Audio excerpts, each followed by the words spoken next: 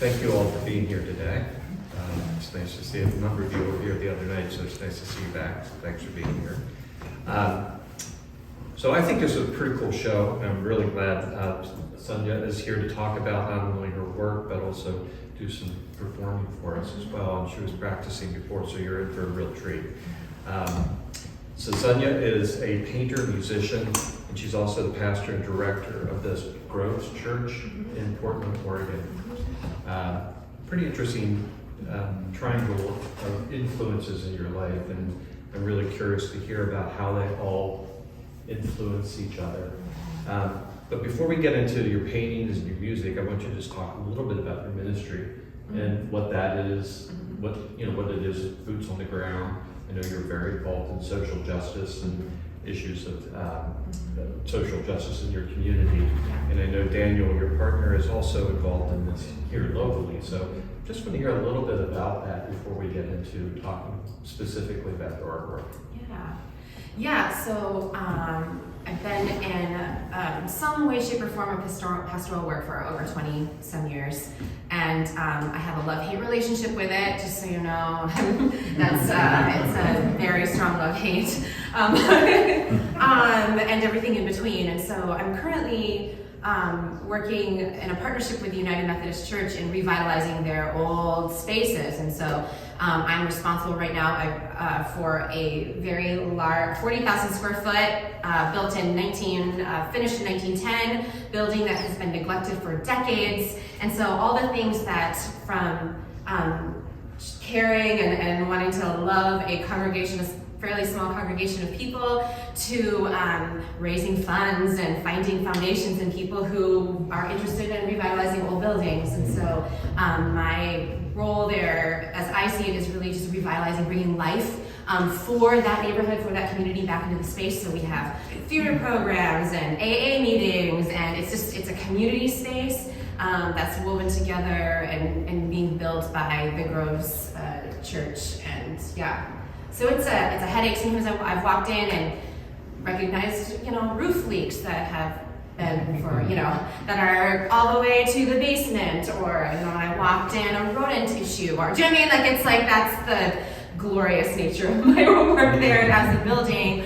But on the part of the thing for me is that Oregon as a state entered into the Union as a whites-only state. That was their conditions. I don't know how much you might know about Oregon state history, but their agreement was if we become a state, all black persons need to be out of the state within 3 years, or they could be flogged. Anyway, there were lots of. Anyway, that was the law. That was the agreement of the United States with Oregon.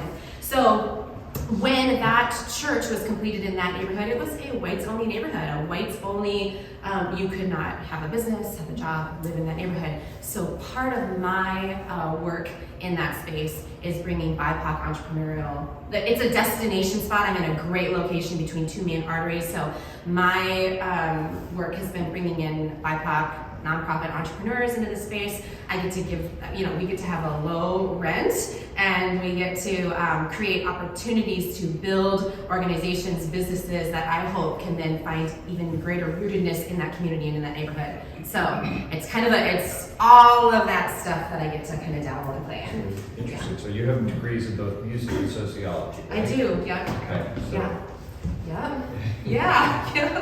Yeah. It's an interesting combination of work. What is your Cincinnati connection here? How does that work out for you, and how long has that been going on? Well, it started with an organization called Parish Collective. They're based out of Seattle, and they're all over the globe in some way, shape, or form. But I came on as their creative director. And so my job was finding art and music and creatives that were on the ground. And one of the hubs at the time, what was it? Was that 2018? 2019? 2019 was when I came in. I came in at 2019. Yeah, so Troy would have been a part of that. Daniel was a part of that. And so we were holding a conference. And I'm like, Cincinnati? Why Cincinnati? It just did it on I say that now because I've been converted, but I was like, why Cincinnati? Why would what's going on there? And so what was that? Why would anybody do it?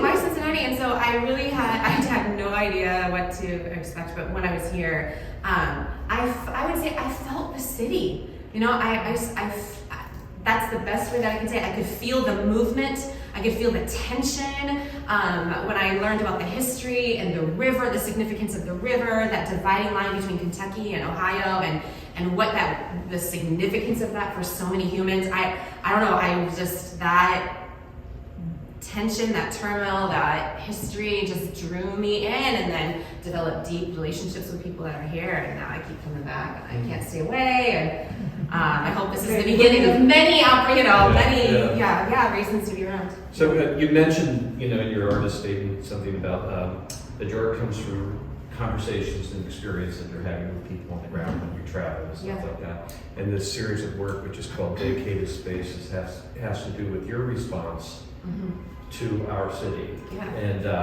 as you put it, making the invisible visible and engaging the intangible and the unseen of the city. Lovely expression. I love it. It's really intriguing, and I think the work maps to that, in a really nice way. But I'd like to hear from you to talk a little bit about how you go through and how you see the city, how it's being interpreted for you.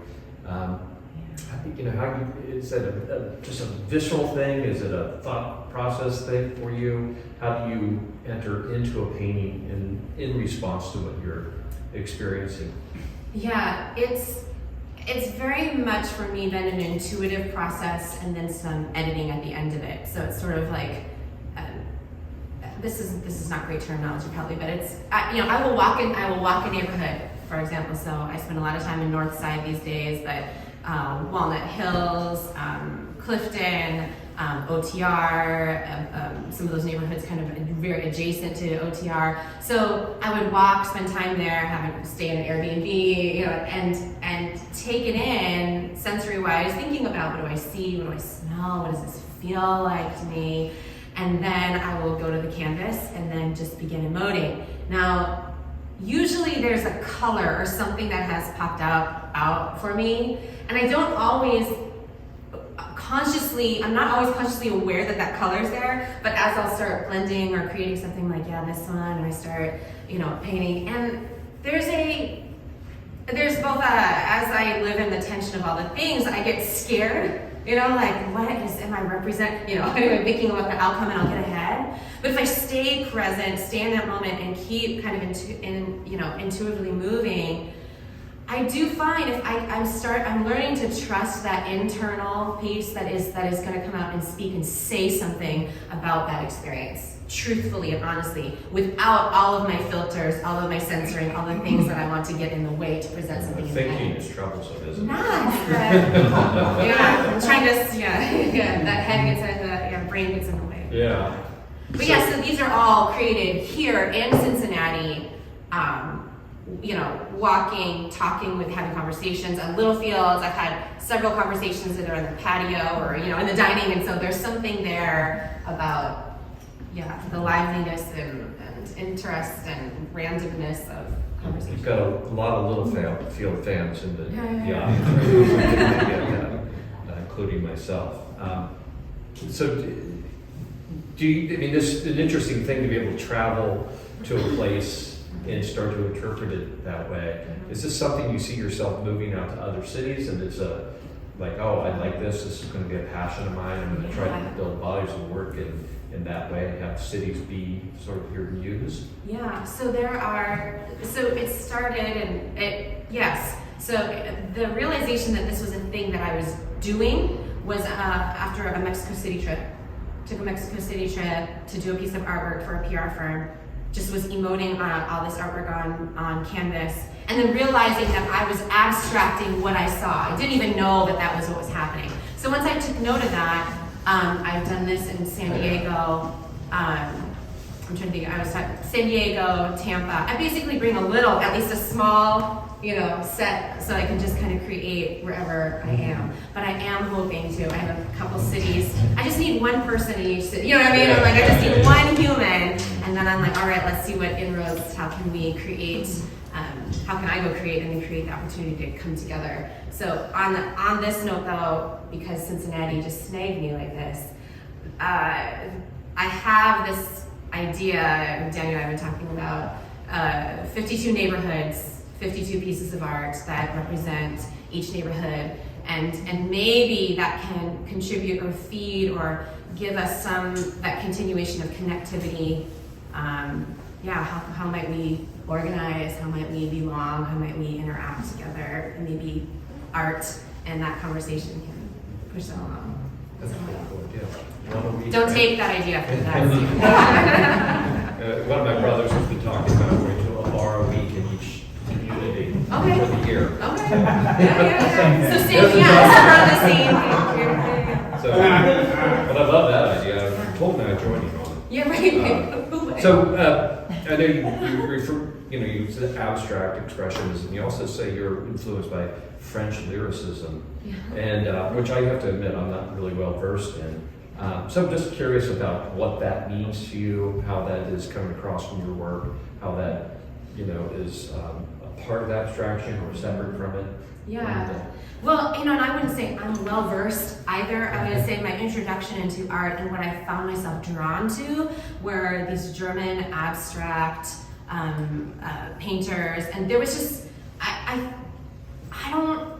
I probably need to take more time thinking about that myself, but I think the on the lyricist piece, I think I'm trying to convey something that our words can't quite do, right? Music does this, art does this, and so that emotion, that feeling, and there's something about those, and I'm not even like I don't know a lot about German culture per se, but there was something about those abstract artists and whether like the boldness of what they were communicating or that freedom of just being able to, that's what it seems like to me. Now some of them, some of these were, I'm imagining how they were painting, that's probably not the emotions they were making, but there was something communicated to me about that freedom of expression and emoting and creating other expression. So, yeah. That's great. Well, that's a really good segue to my next question is, like, where is, like, what are you listening to when you paint? Yeah. How does your paint influence your music? How does your music influence your painting?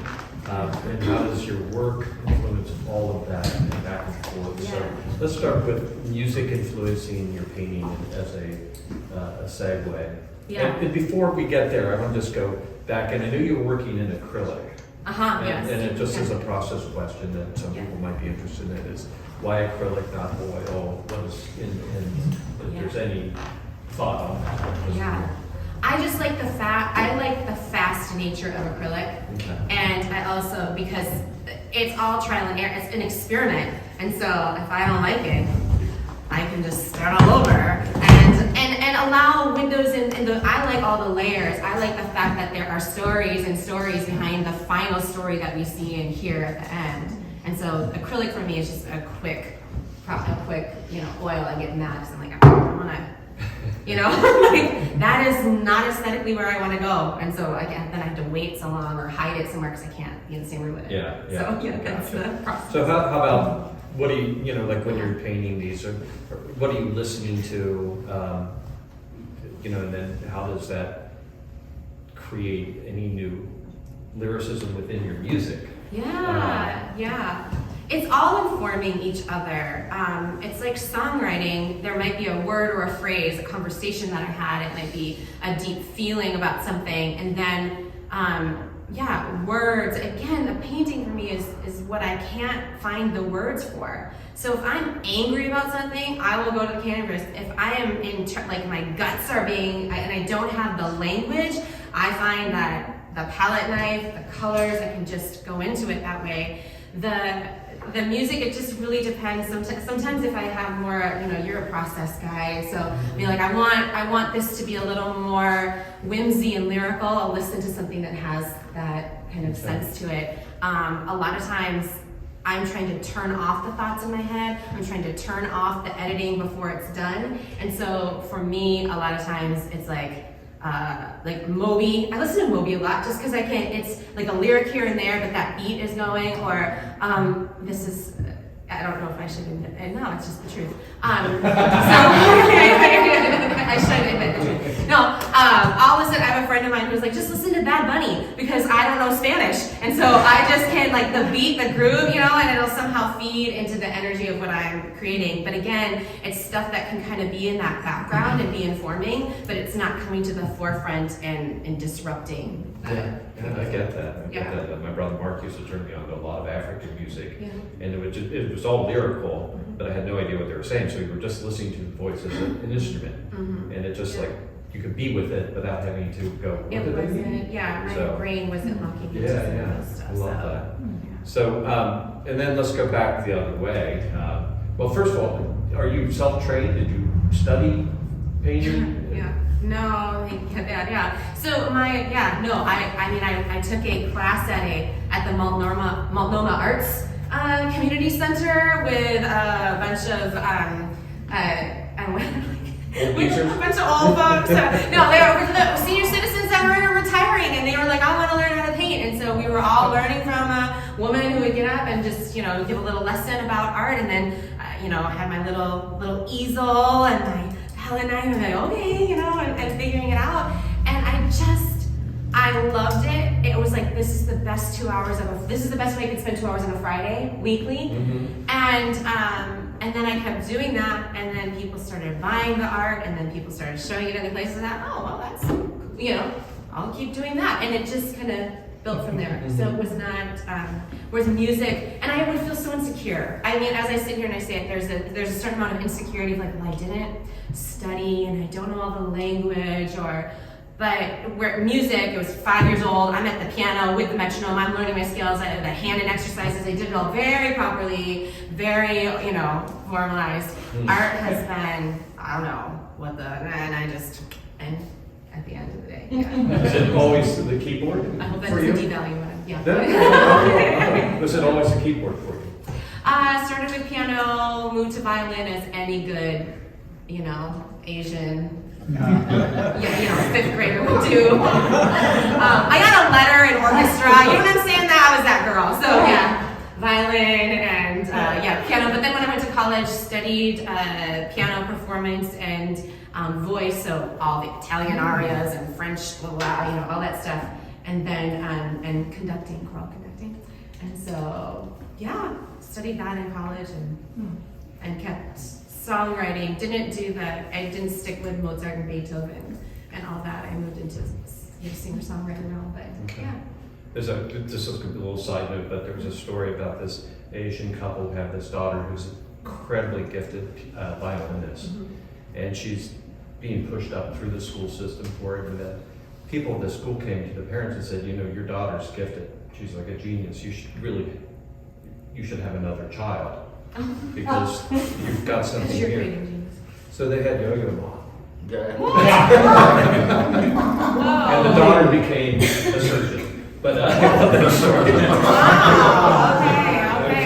Well, hey.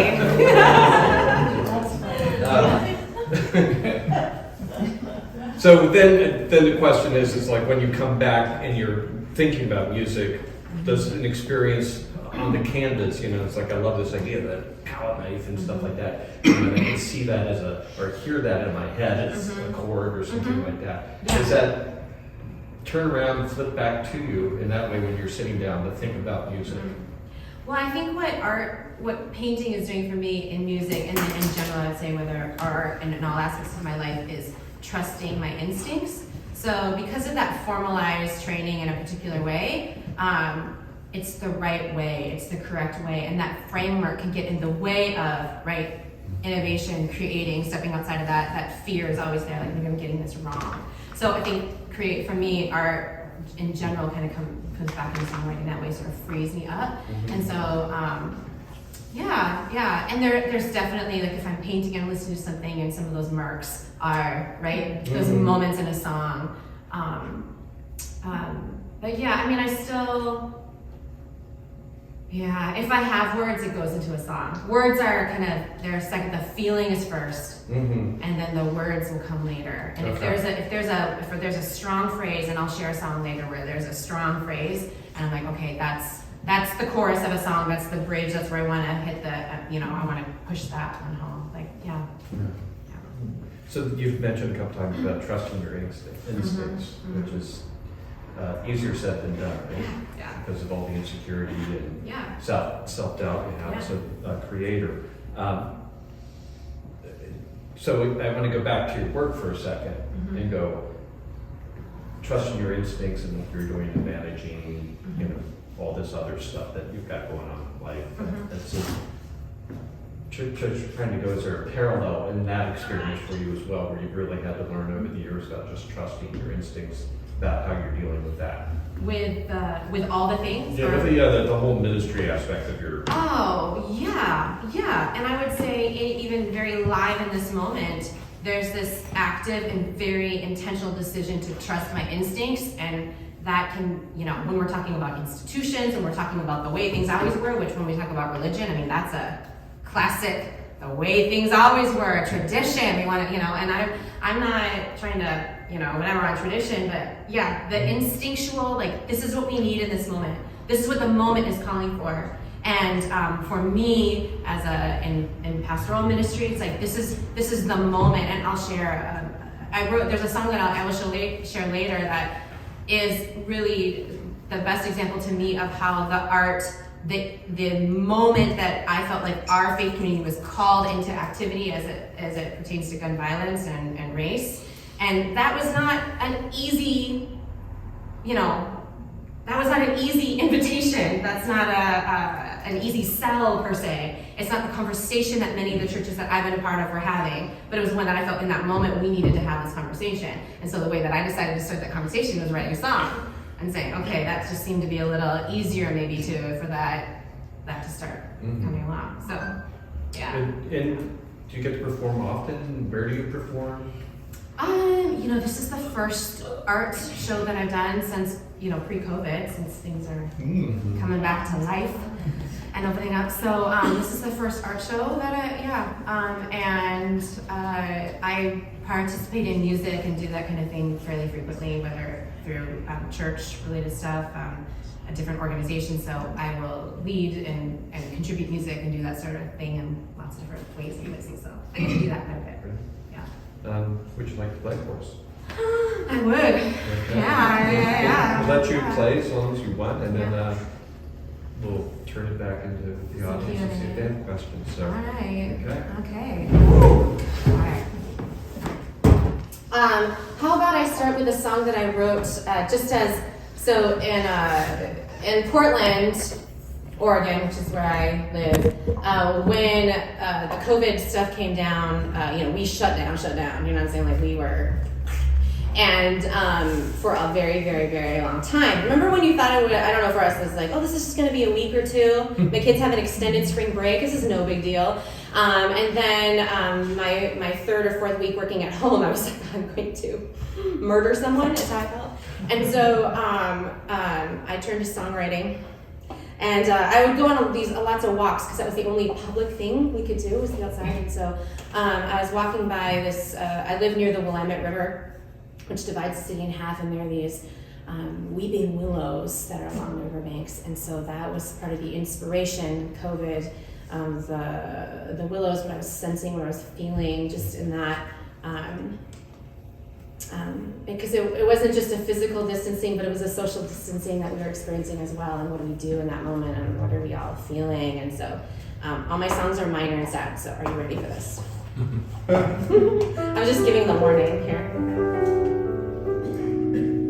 The world is weeping, willows sweeping, bending and shaking. All is breaking. The world is weary, lifetimes bearing every breath and every death. All are suffering, every surface shattering, revealing depths of shallows, forced to face our own shadow. We're wondering what happens now.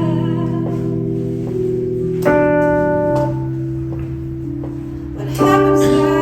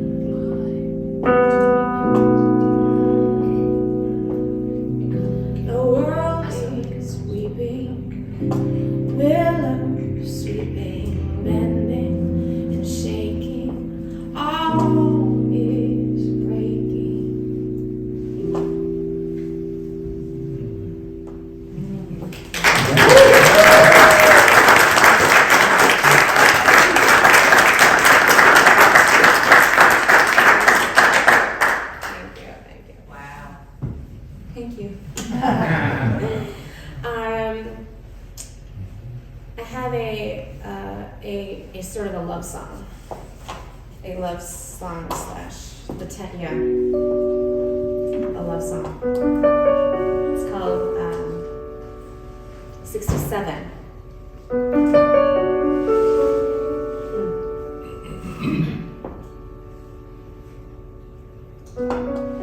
There were no goodbyes, just an empty sigh. Words we said we meant in the moment and will say again. Is this the best we've got? Is this what we've become? Is this all that we want? Is this how we're undone? Tell me that you think we'll make it. This love stays up all night, staring out the window, waiting for a glimpse of you. This love won't rest until we're found again.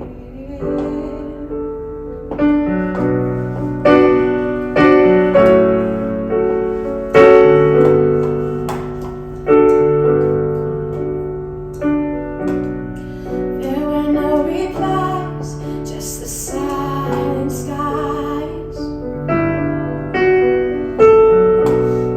Wanting to give up, but somehow holding on. Is this all that there is? Broken promises. You say you've had enough, but aren't there second chances? A 34 through 67. This love stays up all night, staring out the window, waiting for a glimpse of you. This love won't rest until we're found again.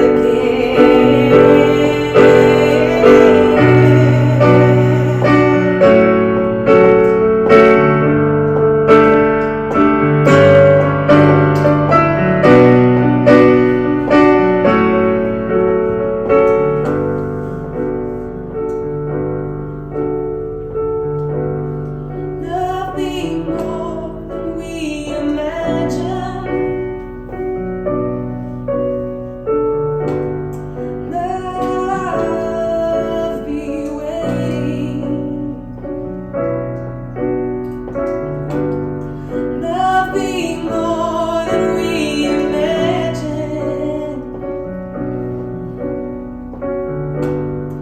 Love be waiting.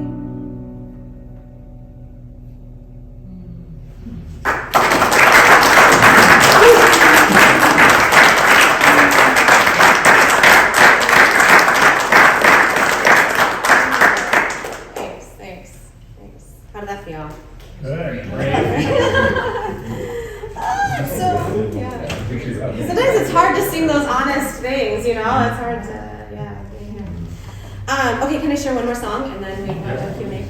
Okay, so I was referring to a song that I wrote. So all of these songs are songs that I've done within my faith community, my church. So just to kind of give you like, these things are very integrated for me. So, I can sing a hymn, but we'll also share like just what's actually going on. Like, where can we be honest like that, right?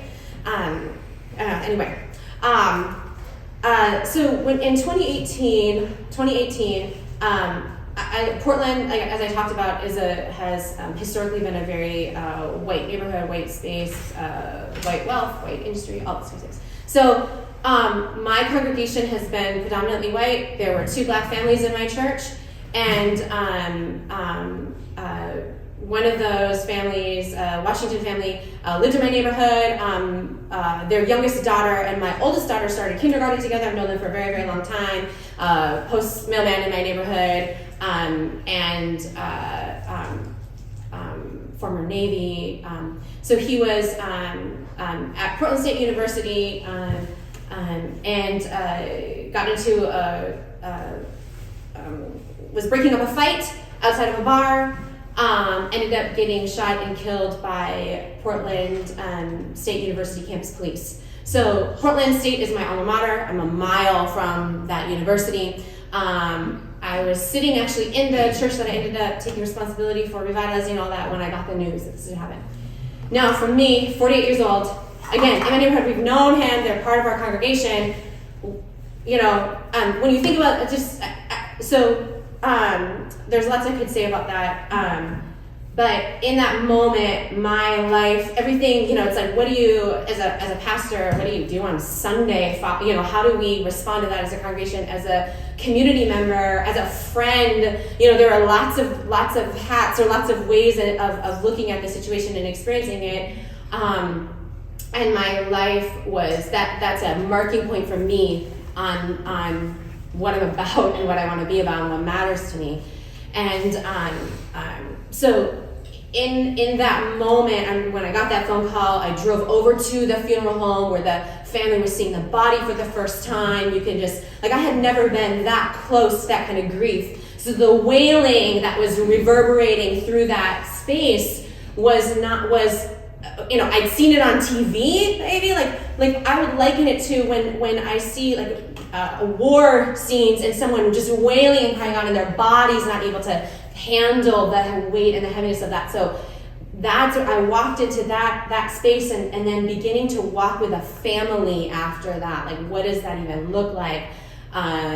Many of you probably saw it, you know, that was in 2018. You know, in 2020, Portland is a site for marches, and you know, you probably saw national news things which were very different than what was happening on the ground, I have to say. But you know, we were still processing, dealing with, talking about having that conversation in that city, and it was very personal for us.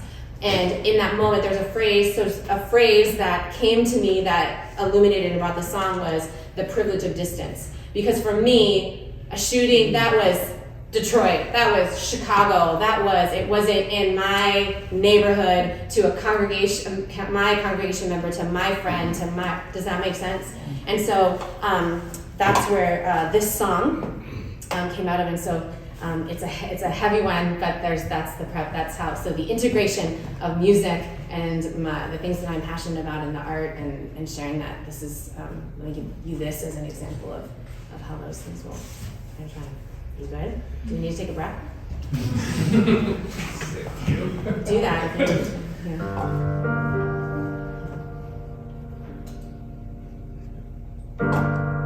Only 2 black men in my church. One of them was shot. The one still breathing, the one still raising his hands, said when the body dropped, his dead too.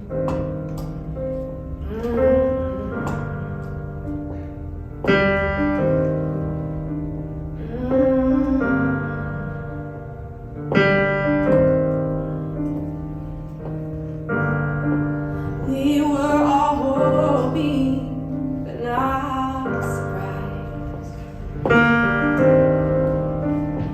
A black man trying to break up a fight, gets shot in the back, in the neck, and the cheek by a cop, and he dies. But it's not a crime. My brother fell, my sister faints, her children wail. What are we gonna do? My brother failed, my sister faints, her children wail. What are we gonna do?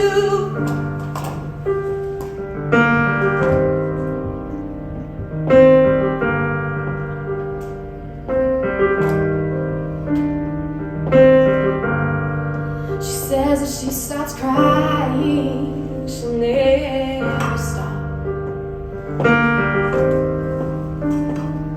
So the lights stay on, the music plays all day. But when everyone in the sun is gone, she's all alone. My brother fell, my sister faints, her children wail. What are we gonna do? My brother fell,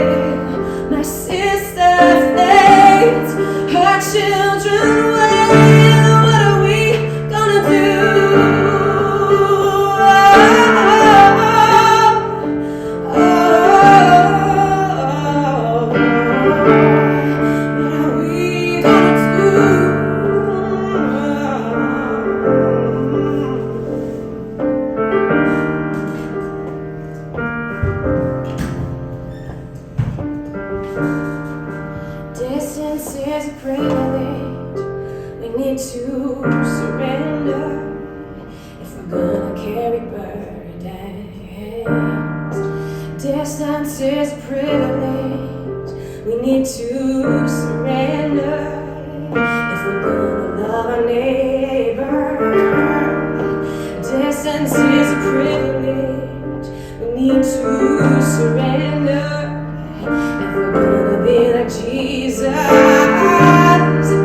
Distance is a privilege. We need to surrender. And I hope it's taken from you too. My brother faith, my sister faith, her children wait. What are we gonna do? My brother faith, my sister faith, her children wait. What are we gonna do?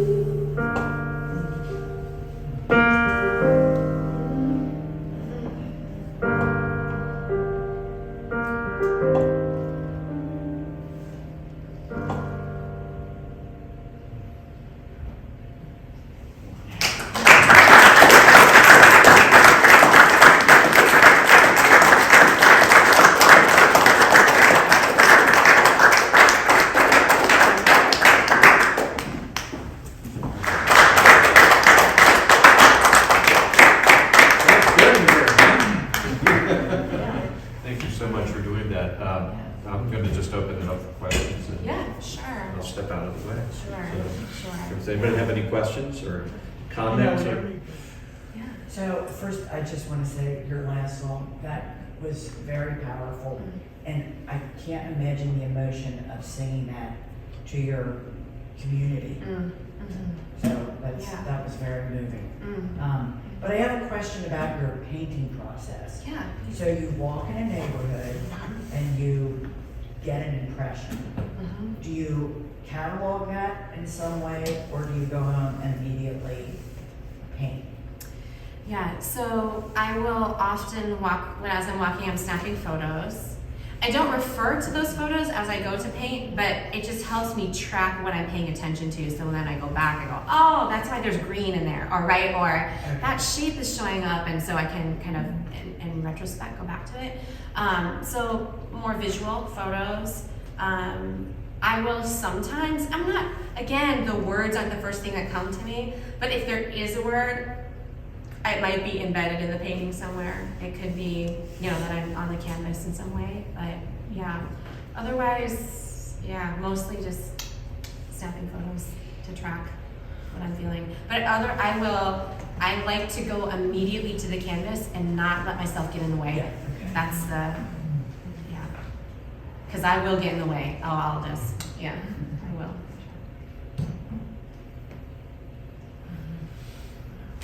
I have it's kind of a vague question. I'm not quite sure how to phrase it, because it came to me as you were finishing your first song, and everyone started clapping, and then kind of seeing how you respond as a performer, I think.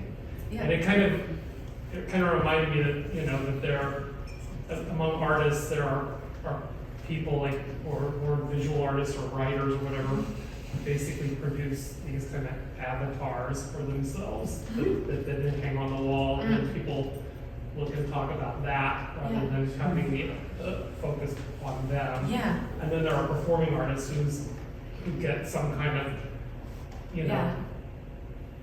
emotional charge or whatever out of the response of the audience. They kind of need to be in front of the audience to kind of present what they do.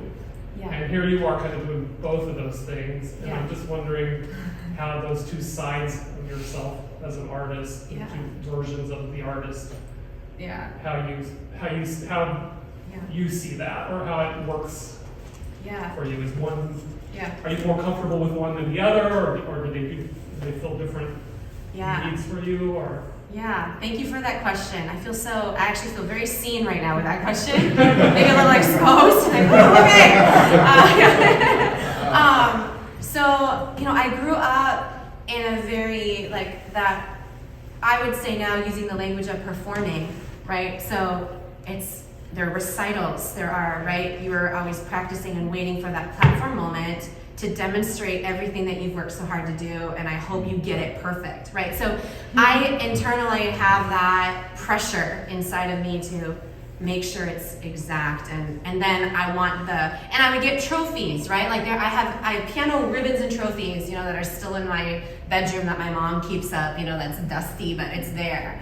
And so I learned to work for that reward and that accolade and for that applause and for those rewards. But as I've gotten older and it's never enough. Like that experience for me, like there's never enough applause, there's never enough rewards, there's never enough trophies. Like no, so please go ahead, no. And so death to the ego would mean that I'm trying to. So there is that part of me that is definitely wired for that. But deep also just it's not satisfying, and I would always walk away being like it just wasn't, and not understanding that I'm not when I'm 10 years old I don't know that that's what's happening, but that's what's happening.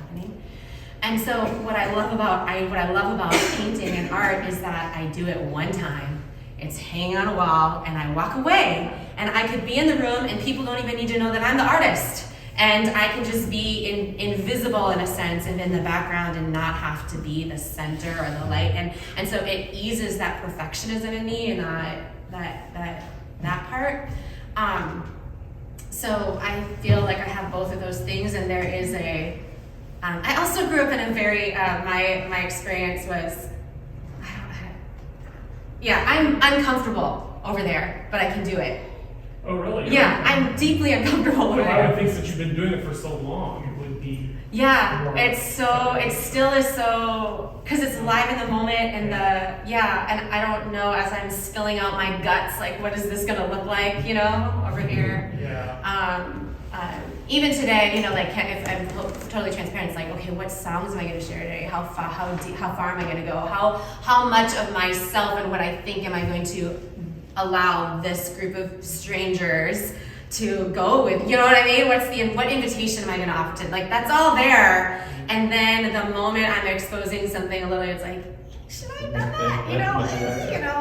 Whereas with art, it's like there, it's done, walk away. Yeah, you can wait till it's perfected and then show it to people. Yeah, When exactly. you're performing, it's happening. Yeah, it's happening in real time, and it's such a live. And I mean, art is the same way too. In that I want to evoke something, I want there to be response. I'm very interested in how people are interacting with it. The thing about music is you keep performing it. You keep, and it's both a joy, and I love the energy of it, and I do love the storytelling and the sharing, but also, the energy, I guess, the energy that it takes for that is different. Thank you for that question. I hope that answered. Thank you for that answer. It's a great answer. I was just listening to an interview with Rick Rubin, who's a music producer, and he was talking about producing Johnny Cash later on in his life, and how Johnny Cash grew up before most every performance he gave because he was so nervous and insecure about doing it. Yeah. So I don't think it ever goes away, right? Yeah, well, that's not good news for me right now, but yeah. Well, you have to sort of embrace it. You go, this is.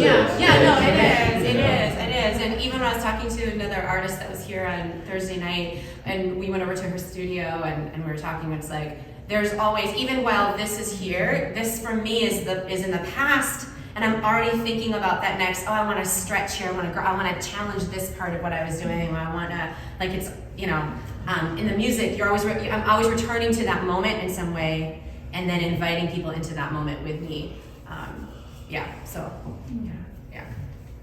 Great. I guess I got another question, then I have one other question. Yeah, an interactive question about interacting with the pieces. So,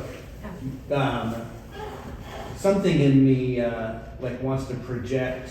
Am I experiencing this as a landscape, or as a portrait, as a what is that? So the ones that in my mind feel like landscapes have a deliberately foggy inside or outside, like there's something pushing movement-wise. And I wonder if that's like, do you go like, oh, that makes sense, or oh, that makes me curious, or like, is there a process when you're, one, I guess, is do you have a sense like I'm moving the landscape's relationship with the piece, but then also like, is there you recognize there's foreground and background such that like there's Yeah. is there a mystery maybe that you are respecting in that, or why? Yeah. Yeah, I appreciate that, noticing that. Landscape is definitely, I feel like the abstract art that I create that I really love has strong landscape sensibility. Mm-hmm. I think it's what our eyes want to see, how we want it to be balanced, like how we aesthetically want it to appear, and it just settles in. I think it just satisfies something in us. But I am not, it's more intuitive for me, so I'm not thinking about what's, as I look at it. And a lot of times for me too, even as I'm looking at a painting, I'll be like, I don't know. I actually take a photo of it and have to look at it and examine it that way. I don't know if anyone, but I'll take a photo, look at it, and be like, no, that's not right. That needs to be farther in the back. So I'll be thinking about it at that point. But as I'm creating, it's not. That would be more of my editing process. Yeah. I'm not. Yeah. Thanks for noticing that.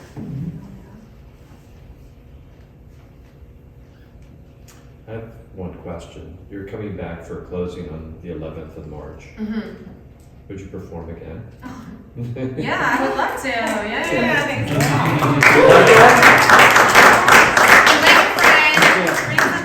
Let's do some. Yeah.